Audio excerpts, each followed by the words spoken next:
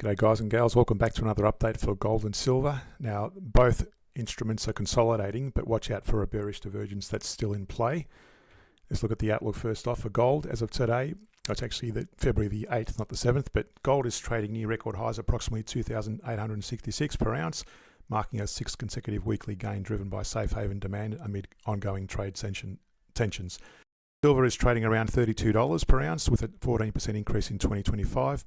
Though it has not kept pace with gold's recent surge. In terms of the market drivers, trade tensions, escalating trade disputes, particularly between the US and China, have heightened economic uncertainty, bolstering demand for precious metals as safe haven assets. Central bank policies, global central banks continue to purchase gold to diversify reserves, supporting higher prices. Industrial demand, silver's industrial applications, especially in solar panel production, contribute to its demand, though its price performance lags behind gold. Investment outlook, analysts suggest that gold may surpass $3,000 per ounce in 2025 due to persistent geopolitical risks and policy uncertainties, while silver presents potential for a catch-up rally given its historical correlation with gold. So first we look at silver, and we always look at the long-term trends first. So I've got the monthly, and that's still bullish and has been bullish for most of, since the start of, since March 2024. You can see they're above the moving averages of the price chart, but also especially above the moving average of the CCI 150. And these moving averages, by the way, are in the description below if you want to learn how to draw them on your own charting software. So bullish move on the monthly. On the weekly, however, notice we did have a bearish divergence. It's actually broken up into that moving average range, so it may have already completed that bearish downtrend. And the way we measure that is we look at lower highs on the CCI versus higher highs on the price, and then we measure a retrace. If we go back to measure the Fibonacci, you can see there that would have been between that range, that significant low there, and that was the 38% level.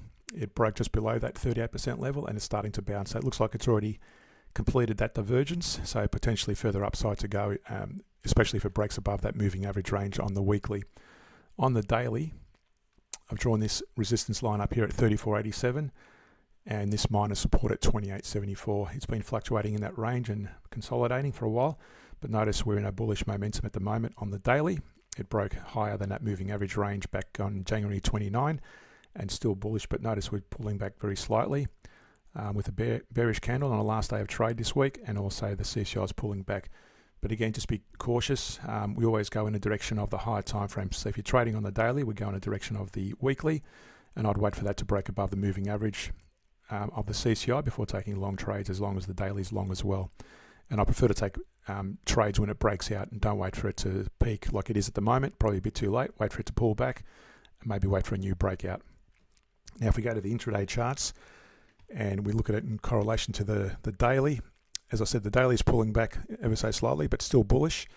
But notice as well on the hourly, and what I mean by micro analysis, you can see there we've got a bearish divergence, and these divergences are independent from each different time frames, versus if I extend that trend line, that would have gone to that high, and that would have been the same period on the CCI. So it's actually bearish divergence versus higher highs on the price, and that actually pulled back. Now, it may have already completed that divergence, but notice the price and the CCI are still dropping. So again, I'd like to see it break higher and on the hourly before taking any long trades, especially on the daily. And that has broken down. If we measure the Fibonacci between that high and that low before the divergence started, you can see there it's broken through that 23% level. So we measure between that 23 and that 38% is a minimum retrace. So it actually broke in the first time there, bounced, and it's actually fallen again. That's not a good sign if you're going long, because you want to see that stay above the moving averages. And at the moment they're both bearish. So just cautiously, I wouldn't be going long yet until we see the hourly also break higher. Next we look at gold. Now gold has been bullish for some period now. It's since January 2023 on the price chart. There's no CCI for it on a monthly, but you can see very bullish on the price chart. On the weekly, we've still got this bearish divergence still in play. Higher highs on the price chart versus lower highs on the CCI. It did peak there for a while, then it continued further to the downside. So even though it's bullish on the weekly, just be cautious. I'd like to see this invalidate, this divergence, or potentially complete. So at the moment, bearish movement on the weekly, even though it's a fresh breakout on on the latest week of trade. On the daily, it's made a potentially, let's see if it's broken that.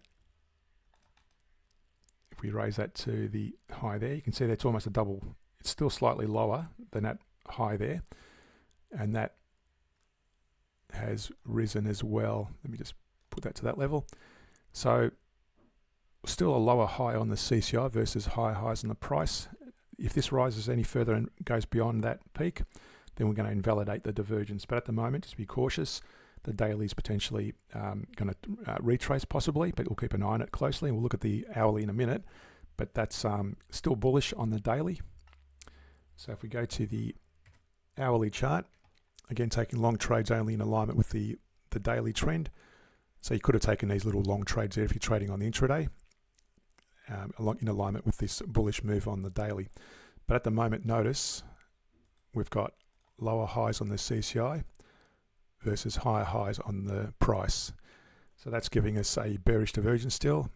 The CCI is still bearish, and the price is also broken below the moving average range, even though it broke slightly higher short for a couple of hours there. So again, bearish movement on the hourly.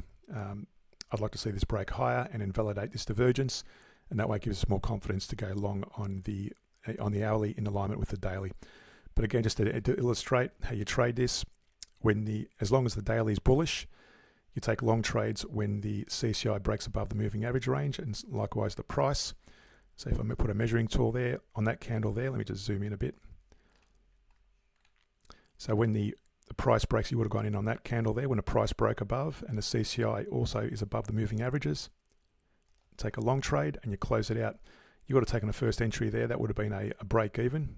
You could have left it in there because the price hasn't really penetrated your stop loss if you had a stop loss, and that would typically go below this moving average range or those candles there. And you would have stayed in the trade and got out of the trade when that CCI goes into that moving average range there, which would have been that candle at the close of that candle there. So that gave you a 1.2% gain in 22 hours of trade had you traded that. And since then you would have avoided going long.